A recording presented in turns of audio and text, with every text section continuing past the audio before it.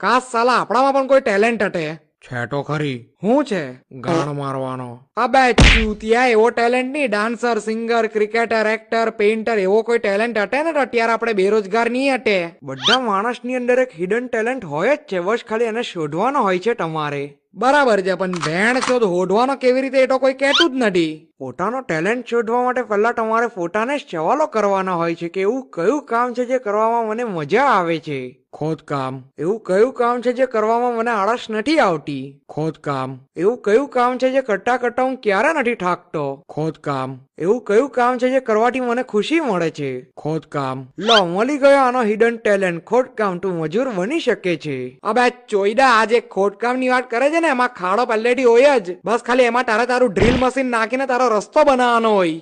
માં ફાડી, આવું કેવું ખોદકામ? ખાટલા વાળું ખોદકામ. બેન ચોટ, તું પોર્નસ્ટાર જ બની કેમ છે? ભાઈ જો તું પોર્નસ્ટાર